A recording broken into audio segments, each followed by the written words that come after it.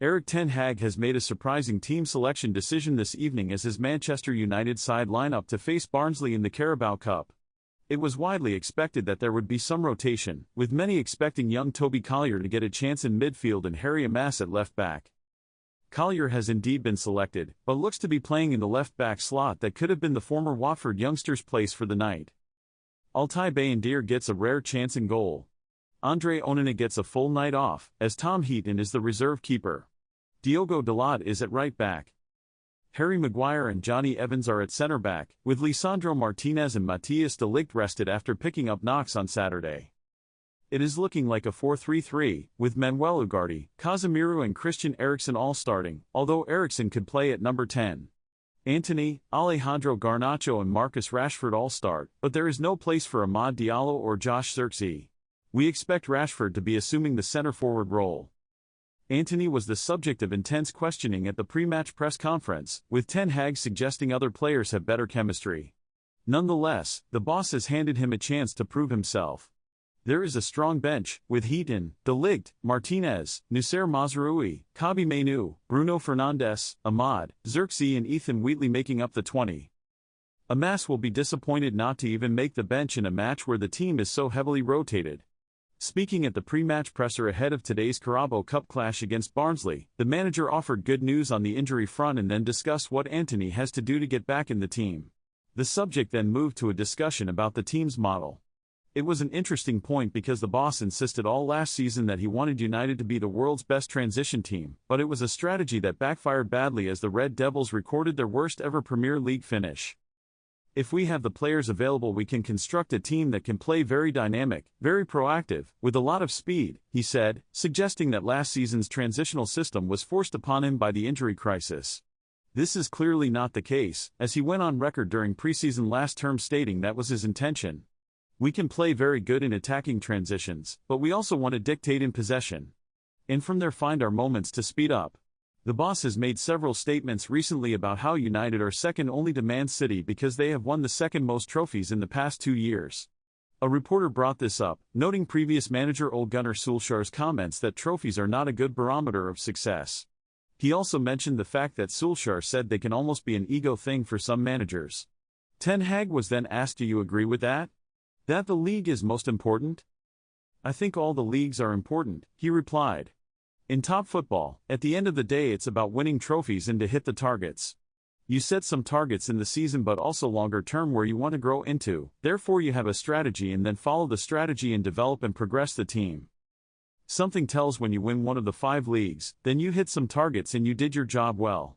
It was a bizarrely evasive response, as Ten Hag seemed, or dare we say, perhaps pretended, to not understand that a cup is not a league, and that the real question was about whether United's position in the Premier League is more important than success in the Carabao or FA Cup. All this prevarication and obfuscation does speak of a manager who is still feeling the noose around his neck, despite the 3-0 victory at Southampton on Saturday, which has bought some breathing space. Indeed, yesterday, Give Me Sport reported that part owners Ineos are still very much looking for more progress over the next few weeks before they feel confident that Ten Hag should continue. Manchester United added another centre-forward to their ranks this summer, in the shape of Dutch international Joshua Zirkzee. Zirkzee was rated as one of the best young strikers in Serie A, and another forward in the Italian top flight has admitted it's his dream to follow in the former Bologna man's footsteps. As reported by Sport Witness, Lecce's Nikola Kristovic has made public his desire to play for United, in a recent interview with local media. Speaking after Lecce's 0-0 draw with Torino at the weekend, Kristovic spoke on his future ambitions.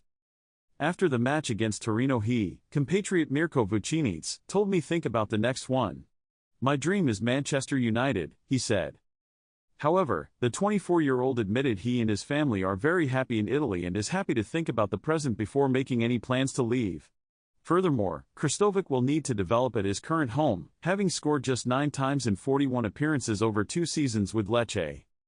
Despite his modest numbers in Serie A, the Montenegrin has showed a lethal side, netting 37 goals in 66 games for Dunajska Strada and 41 goals in 96 for Goljubovac before his big move. Kristovic has started the new season well, and with a couple of goals to his name already, he will be hoping this is his breakthrough campaign, catching Erik ten Hag's eye in the process.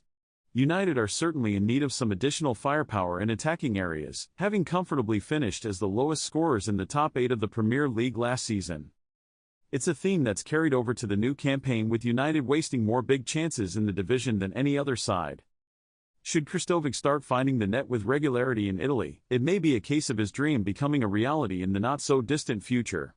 Manchester United have endured another slow start to a season under Erik ten Hag, with the team failing to catch fire in the early exchanges. Saturday's much-needed win against Southampton saw United strike 3 times without reply, going some way to mask the profligacy showed in the first 3 fixtures. In the main, United's attackers have struggled for form, with Amad Diallo providing the main threat from the front line. Amad has been far and away United's best player in forward areas, and the stats only serve to prove those sentiments true.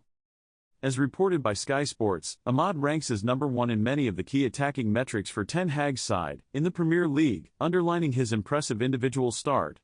Amad's 23 touches in the opposition box puts him top of the class, alongside his 15 shot-creating actions.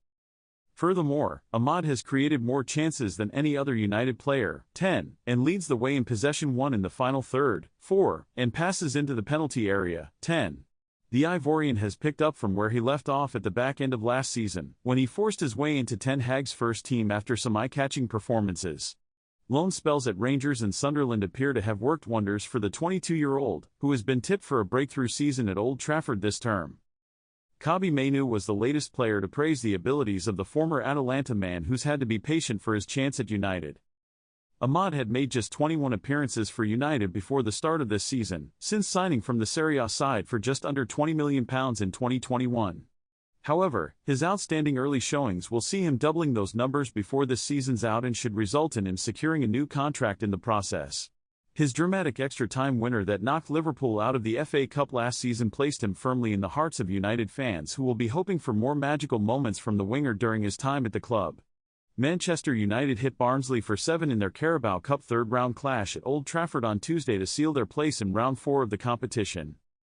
3 players, Alejandro Garnacho, Marcus Rashford and Christian Eriksen, all netted braces, while Antony scored from a spot kick in the first half to round off the scoring.